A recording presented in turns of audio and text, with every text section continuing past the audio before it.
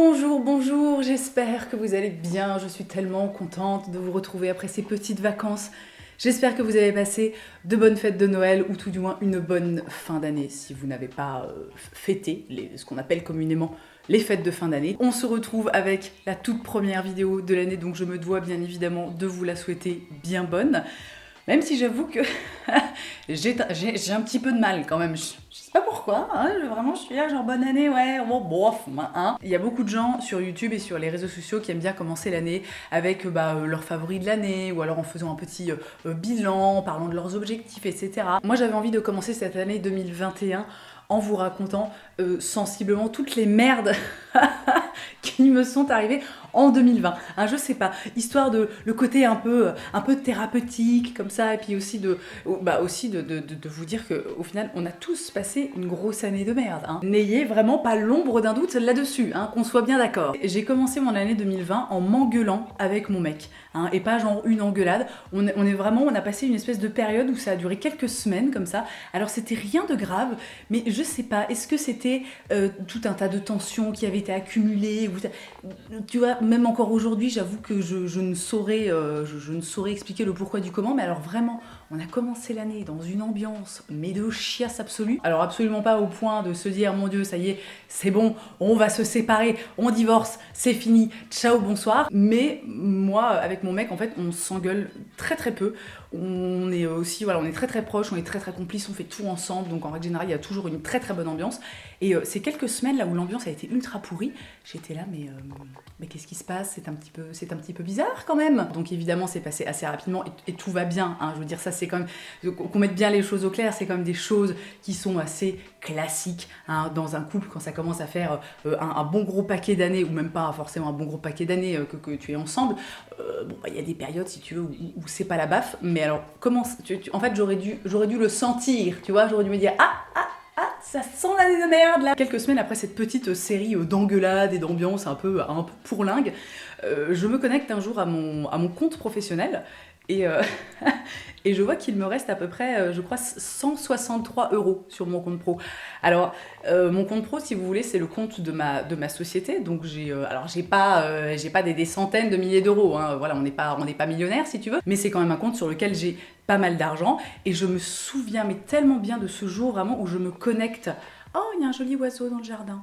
Pardon. Et je me souviens mais tellement nettement de ce jour où je me connecte sur mon compte pro, où je vois qu'il reste 163 € et où je confonds en fait, où je pense que c'est mon compte perso et où je me dis oh ben super, il me reste 163 €, jusqu'au moment, au bout de quelques secondes, où je me rends compte qu'en fait tout l'argent de mon compte pro a disparu. Ah voilà, alors il faut savoir quand même que bon c'est déjà c'est mon argent, hein, et c'est de l'argent surtout dont j'ai besoin pour me verser un salaire, pour payer des gens, pour faire tourner mon activité, etc. Donc vraiment je me retrouve là avec mes 163 € sur mon compte pro et je me dis mais qu'est-ce qui se passe ? Et au bout de quelques minutes, je me rends compte qu'en fait, il y a eu une saisie sur mon compte, donc de tout ce qu'il y avait sur mon compte.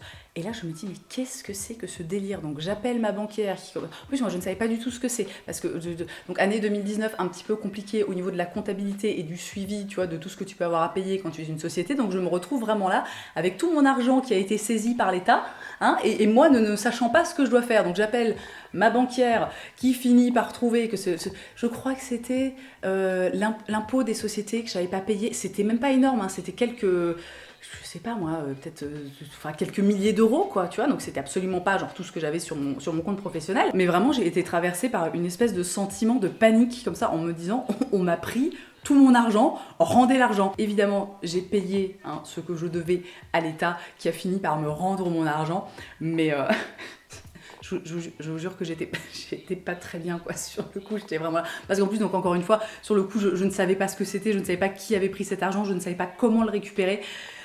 Voilà, c'est là que tu remercies donc ta banquière, ton comptable, tout ça, parce que vraiment sans eux, moi sans eux je serais perdue, hein, si vous voulez. Quelques semaines plus tard, bien évidemment, et ça a été le cas pour absolument tout le monde sur la planète, hein, on se prend le Covid dans la gueule.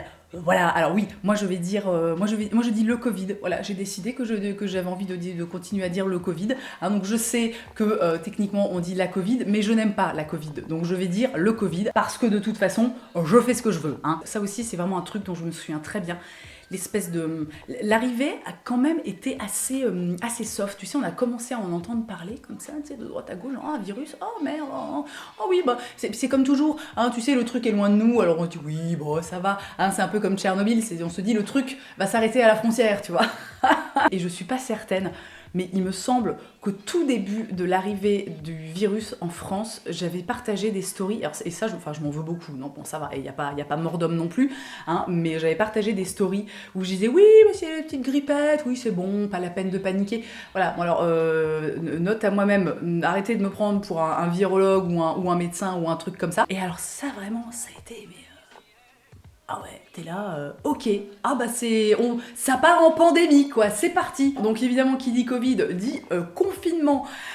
Ah, alors, bon, j'ai mis le confinement dans cette vidéo, bien qu'en réalité, moi j'ai passé le premier confinement, j'ai passé un excellent premier confinement. Il a quand même duré, je crois, 2 ou 3 mois, je sais plus exactement. Je me souviens que chez nous, il faisait hyper beau. Nous, on avait voilà, énormément de chance parce que on a une maison, on a un extérieur, on a pu profiter, on était dehors absolument tous les jours, toute la journée. On a passé des super moments avec nos enfants et voilà. Bon, bah, évidemment, c'était difficile, mais j'en garde vraiment un bon souvenir, d'autant plus que moi, j'ai été très, très active sur les réseaux sociaux. On s'est beaucoup amusé, j'ai fait des petits jeux, j'ai fait la danse du coco finement. Par contre, juste après, mais j'ai plongé la tête la première. Je pense que je m'étais mis dans une espèce de mood un peu chelou où j'avais... La meuf est con, hein, non mais vraiment... où j'avais l'impression que lorsque le confinement serait terminé, en fait tout serait terminé. Hein, il n'y aurait plus de Covid, il n'y aurait plus de problèmes, il n'y aurait plus de restrictions, de trucs, tout ça, hein, que tout allait redevenir normal, alors que pas du tout. Donc moi vraiment, quand le premier confinement s'est terminé, et qu'en fait, tu sais, dans mon cerveau, les 2 neurones que j'ai se sont connectés et se sont rendus compte qu'en fait, bah, alors on pouvait sortir de chez nous, mais quand même bof, et qu'on pouvait toujours pas prendre nos proches dans nos bras et des trucs comme ça. Alors moi vraiment, ça a été mais la débandade, j'ai été mais complètement déprimée. Ça a pas duré très très longtemps parce que je suis pas du genre à déprimer pendant très très longtemps. En fait, on va jamais s'en sortir, c'est l'horreur quoi. Ça, je vous en ai parlé en détail dans ma dernière vidéo FAQ, donc je vous mettrai le lien dans la barre d'infos si vous ne l'avez pas encore vu. Donc je vais pas m'étaler 600 ans sur la question, mais bien évidemment 2020 ça a sonné un petit peu, si vous voulez, le glas, hein, la mort, le décès de ma marque de prêt-à-porter, hein, puisque nous vraiment on avait prévu de tout relancer au printemps 2020, hein, et puis bon bah printemps 2020, le Covid, le confinement, plus personne qui travaille ou qui peut sortir de chez lui, le monde qui se retrouve vraiment à l'arrêt. Et en fait là je rigole en parlant, mais ça a été voilà, ça a été pour nous le je sais pas, le coup de tatane de la part de la vie de trop. Et vraiment là on s'est dit non mais oh bah on va arrêter, hein, vraiment on va arrêter de s'acharner. On arrive à la moitié de l'année, donc on est à peu près fin juin, début juillet. Il y a 2 événements qui m'ont marqué et qui vraiment m'ont foutu mais le moral à zéro. Le premier événement, ça a été lié à la mort de George Floyd et à tout l'embrasement et l'engouement qu'il y a eu pour le mouvement Black Lives Matter. En fait, moi, quand quand les réseaux sociaux se sont enflammés suite à la mort atroce de George Floyd, moi je n'ai pas pris la parole, puisque encore une fois, on était donc post-confinement, j'étais un peu au bout de ma vie, je me sentais, voilà, pour des tas de raisons en fait, je n'ai pas pris la parole sur ce sujet. Et en fait, il y a des gens... Il y a des gens qui sont venus me laisser des commentaires, hein, en me traitant de raciste. Voilà, en me disant que parce que je ne prenais pas la parole sur le sujet, eh bien j'étais du côté des oppresseurs et que j'étais une sale raciste, etc., etc. Voilà, alors ça a vraiment été un truc que j'ai regardé comme ça, mais, tu sais, avec les yeux comme 2 ronds de flanc. J'ai dit, vous êtes sérieux les gars? Et suite à ça, j'ai fait un truc que je regrette un petit peu, enfin vraiment le mot regret, c'est vraiment des gros guillemets, hein, à un moment, voilà, on se détend du slip, mais j'ai posté en fait une série de stories sur Instagram où en gros, c'est pas une question de se répandre en excuses, mais en fait je pense que j'avais tellement peur, ça m'a tellement angoissée, j'ai trouvé ça tellement horrible que les gens me voient comme une personne raciste, que j'ai posté un message qui en fait ne me ressemblait pas du tout. À l'époque, ce que j'aurais dû dire, c'est les gars, en fait on a le droit de s'exprimer sur ce qu'on veut, il faut arrêter, mais sérieusement, je profite de cette vidéo pour passer un petit message d'intérêt général, il faut arrêter avec ce truc de c'est qui ne dit mot consent. Alors, faut se détendre, les gars, a fortiori sur les réseaux sociaux. Hein, on est d'accord que si demain je sors dans la rue, je vois une femme ou un enfant se faire tabasser, évidemment, si je ne pipe mot, c'est pas génial, tu vois, et évidemment que j'interviendrai. Mais on est sur les réseaux sociaux. Pour moi, en fait, ça a été un cirque, une mascarade. Et je sais qu'il y a des gens qui vont pas apprécier ce que je dis, et j'ai envie de vous dire, les gars, que c'est comme ça, et que on est sur internet et qu'on peut pas plaire à tout le monde, et qu'à un moment il va falloir s'habituer, hein. Mais pour moi, ça a été une mascarade de voir ces centaines de milliers, de millions de posts noirs là postés sur des comptes de personnes qui, pardon, mais pour une partie des personnes ne s'engagent jamais sur rien, ne prennent jamais la parole sur rien. Voilà, c'était vraiment ce truc. Il y a eu une espèce en fait de pression sociale de oulala, il faut que tu postes ton petit carré noir, tu vois, parce que sinon tu vas être assimilé à une raciste. Et moi j'ai dit non en fait, parce que je ne me sentais pas, je n'avais pas envie de participer à ça, et ça ne veut pas dire qu'à côté de ça, je n'ai rien fait pour soutenir la cause des personnes racisées. Mais c'était vraiment, c'était quand même extrêmement particulier, quoi, hein. Ceci étant dit, quelle robe de merde qui n'arrête pas de glisser. Ceci étant dit, le deuxième événement assez marquant de ce mois de juillet, donc ça je m'en souviens parce que c'était vraiment mi-juillet, j'ai fait la réouverture du parc Disneyland. J'y suis allée avec mon chéri et notre fille, et on est allé aussi avec Marie et son chéri. Et voilà, donc on passe 2 jours à Disneyland, c'était trop bien, c'était génial. Bon, évidemment, c'était masque obligatoire tout le temps, même dans les attractions, donc bon bah voilà, c'était un petit peu relou, mais ça fait tellement de bien de retrouver en fait Disneyland, de retrouver de la magie, tu vois, et vraiment pendant 2 jours un peu de zapper tout le reste. Donc je fais mon petit séjour à Disneyland, et puis en rentrant, voilà, j'étais tellement heureuse, j'avais des jolies photos, je me dis je vais poster des photos sur Instagram, je me dis oui c'est cool, tu vois, c'est trop bien, vive Disneyland. Et là, j'ai le malheur de poster une photo où je ne porte pas mon masque. Et alors vraiment, non mais les gens sont devenus fous, hein, mais littéralement. C'est-à-dire que limite, on m'a accusé d'être la première cause de mortalité en France. Parce que pendant 15 secondes, j'ai enlevé mon masque à Disneyland, sachant qu'il n'y avait à peu près personne autour de moi dans un rayon de, je pense, de 50 ou 100 mètres. Hein. Le parc était vide, d'ailleurs c'était un truc de fou. On aurait pensé en fait qu'il serait blindé. Il y avait évidemment une limite de capacité d'accueil, mais il n'y avait absolument personne. C'était aussi cool que terrifiant. Et donc voilà, donc je poste vraiment cette photo où alors je ne fais prendre de risque à absolument personne. En plus de ça, je suis en train de manger du popcorn. Donc il faut savoir que dans les parcs d'attractions, ou même dans la rue, tu as le droit d'enlever ton masque pour manger, hein. Donc j'avais un pot de popcorn. Bref, les gens sont devenus mais complètement tarés. Alors avec le recul et même sur le moment, en fait, je comprends pourquoi les gens ont réagi comme ça, parce que évidemment c'est une période qui, j'ai l'impression que ça va mieux maintenant, mais à l'époque on était quand même encore pas loin de la première vague, du premier confinement. Ça a été hyper dur. Enfin je veux dire voilà, ça a été hyper dur pour les soignants, ça a été hyper dur pour tout le monde. Et vraiment voilà, c'est un truc, ce non-port du masque à Disneyland, où il était obligatoire de porter son masque, et où j'ai porté mon masque absolument tout le temps. Voilà, ça, en fait ça a cristallisé un truc, mais vraiment, enfin je veux dire, je me suis fait agresser. Mais comme d'habitude, les gens prennent un truc, ils n'ont pas le contexte, ils réfléchissent pas, ils te sautent littéralement à la gorge, comme ça, tu vois. Et parce que pendant 15 putains de secondes, tu enlèves ton masque à Disneyland. Alors ça, pour moi, on l'a compris, j'étais déjà pas très bien avant ça, hein, mais alors vraiment pour moi, c'était la goutte d'eau qui a fait déborder le vase. J'ai dit, ok les gars, maintenant c'est bon, je ferme boutique, je vais passer mon été tranquillement, hein, loin des réseaux sociaux. Je continue, je me suis un petit peu étalée là, parce que c'était des sujets qui...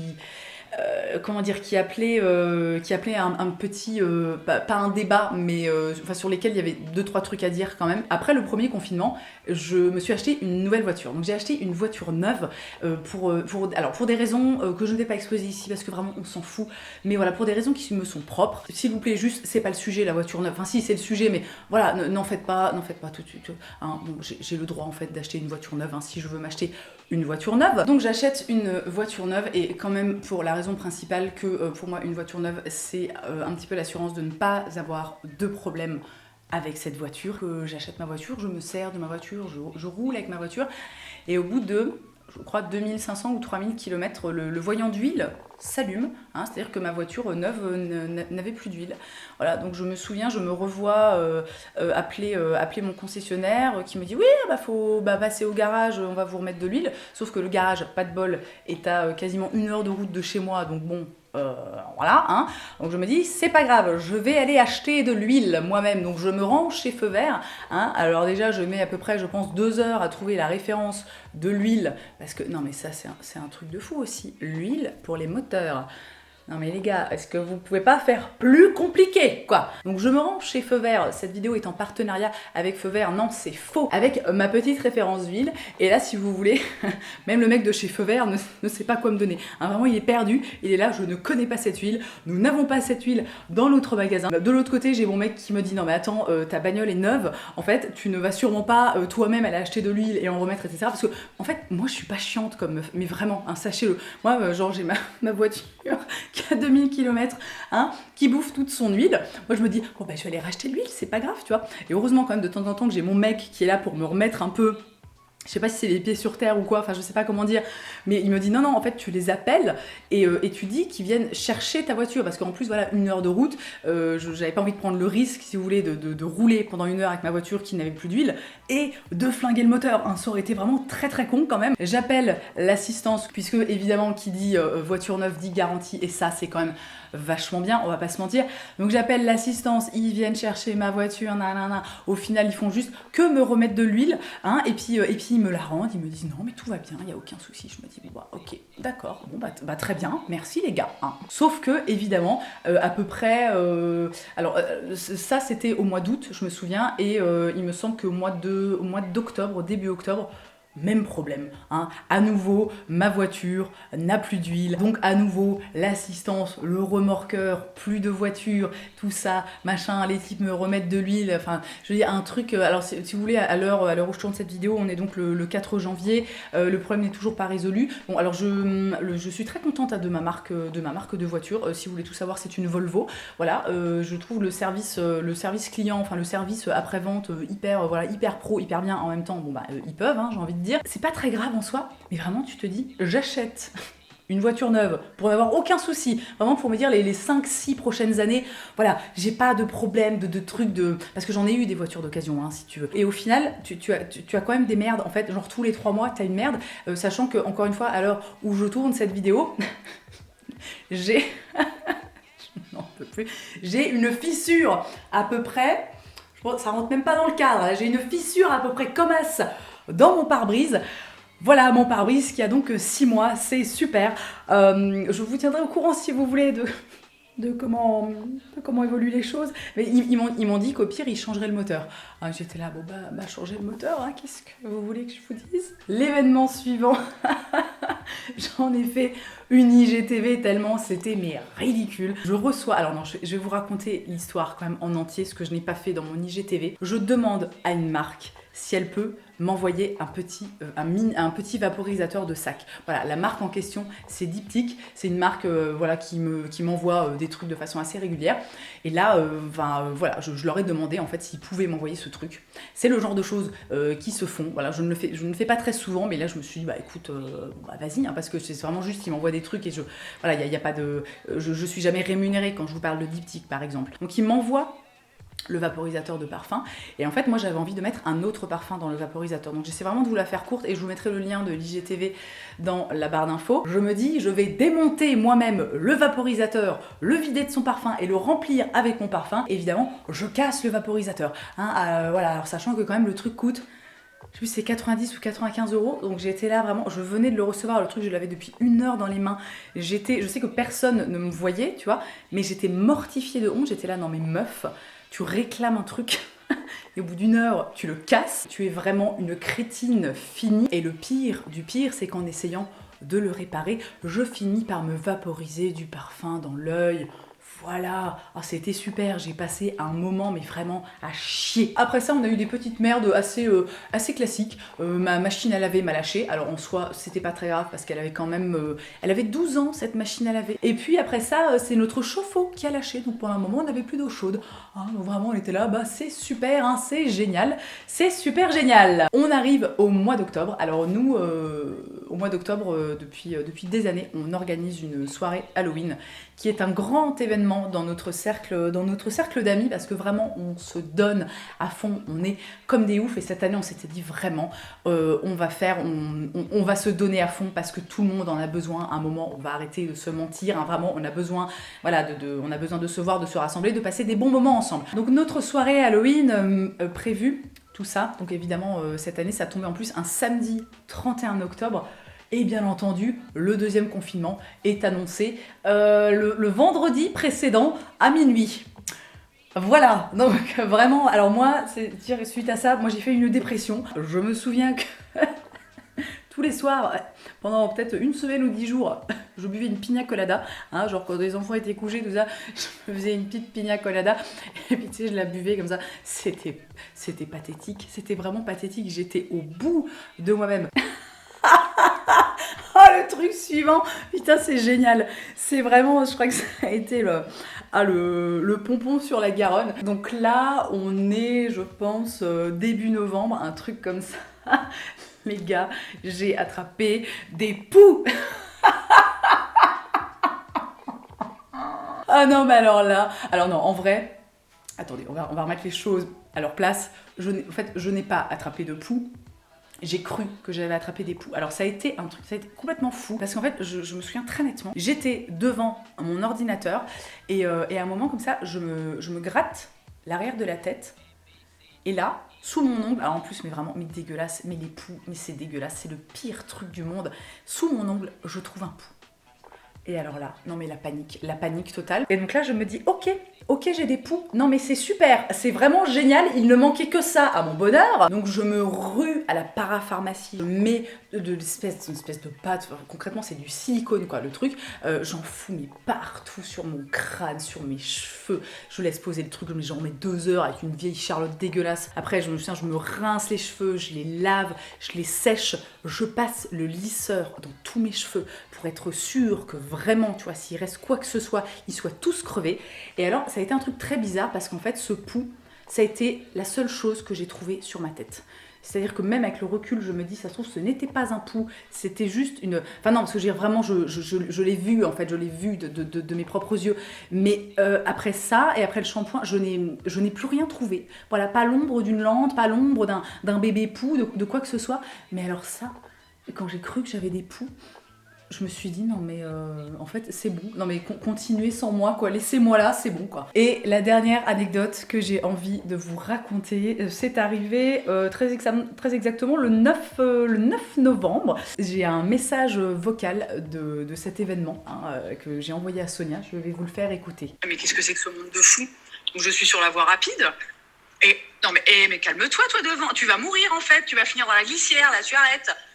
Non mais putain, donc moi je suis sur la voie de gauche parce que faut que j'aille à gauche, tu vois, puis il y en a un sur la voie de droite qui veut se rabattre, qui met son clignotant, tu vois, donc je me dis, j'ai un moment de doute, je me dis, bon qu'est-ce que je fais, j'accélère pour que il se mette, il passe, tu vois, il se rabatte après moi, ou quoi ou qu'est-ce, tu vois, et donc moi je ralentis pour qu'il puisse s'insérer, et putain, et le mec il passe devant moi. Et je te jure, je le vois, il me fait des milliards de doigts d'honneur. Putain, mais c'est quoi ce délire? Mais les gens vont très très mal. Et le suivant juste après est vraiment pas mal. Tu vois, non mais ça c'est la vie qui me donne une leçon, hein. Moi toujours vouloir être gentil, sympa, tu vois. Eh ben putain, allez tous vous faire enculer. Oh mon Dieu! Mais alors ça vraiment c'était... Bon tout est dit dans le message vocal, hein, c'est-à-dire que vraiment... Voilà, c'est-à-dire que tu essaies d'être courtois et les gens te font des milliards de doigts d'honneur, hein, parce que pourquoi pas, voilà. Et je crois que j'ai fait le tour de tous les événements de merde qui me sont arrivés cette année. Alors c'est pas, en réalité c'est pas tous les événements de merde. J'ai eu des grosses merdes cette année, vraiment, mais dont je ne parlerai pas ici parce que c'est des merdes qui sont très, qui sont très personnelles et qui sont très privées. Mais je me suis dit que tourner cette petite vidéo avec toutes ces petites anecdotes un peu, tu sais, qui ont été parsemées comme ça sur mon année 2020, je me suis dit que ce serait sympa. Je me suis dit que ça pourrait éventuellement vous faire rire parce que vraiment tout ça c'est absolument ridicule, hein, t'es en mode, tu te dis mais c'est une blague en fait, hein. C'est aussi une façon de dire que il nous arrive tous des merdes dans la vie, hein. Et encore là je vous dis, je vous épargne une grosse partie des merdes que j'ai vécues cette année, mais voilà, on a c'est tout le monde, tout le monde, vraiment, je vous jure que tout le monde, on a tous voilà, ça a vraiment, vraiment, vraiment été une année de merde. C'est incroyable, quoi. Même quand je fais le bilan, en fait, autour enfin, tu vois, des gens autour de moi. Enfin, je fais pas le bilan. La meuf fait le bilan, tu sais, des gens qui l'entourent. Non, c'est pas ce que je veux dire. Mais quand je regarde un petit peu, en fait, autour de moi, c'est incroyable le nombre de merdes qui sont arrivées cette année à sensiblement tout le monde. Moi, je pense vraiment que 2020, ça a été la pire année de ma vie, et pas à cause des 2-3 merdes voilà, que je vous ai racontées, mais voilà, lié à plein d'autres choses. Mais néanmoins, je sais pas, j'en garde quand même un truc, j'en garde un truc quand même assez positif. D'ailleurs, l'année dernière, je vous avais fait une petite vidéo bilan et c'était quoi? Bilan et pas projection, mais bon, je sais plus. Je vous mettrai le lien là, quelque part par là, barre d'infos, petit i. Si vous avez envie que je fasse la même chose cette année, dites-le moi. Voilà, vous me laissez un petit message dans les commentaires. Je vais m'arrêter ici parce que vraiment cette vidéo est extrêmement longue, mais voilà, vous savez que je parle beaucoup, hein. Bah, ça ne change pas si vous voulez, hein. Vraiment, vous n'allez pas être 2021, vous n'allez pas être dépaysé, hein. J'espère que cette vidéo vous aura plu, j'espère qu'elle vous aura amusé. Si c'est le cas, n'hésitez pas à me lâcher un petit pouce en l'air, n'hésitez pas aussi à vous abonner si ce n'est pas déjà fait, car c'est gratuit. En même temps, non, faut arrêter de dire ça parce que tout le monde sait que les abonnements aux chaînes YouTube, c'est gratuit maintenant. Vous vous souvenez, il y a hyper longtemps, tout le monde disait « Abonne-toi, c'est gratuit !» Je m'arrête là pour aujourd'hui. Je vous souhaite une très belle journée. Je vous embrasse et je vous dis à la prochaine.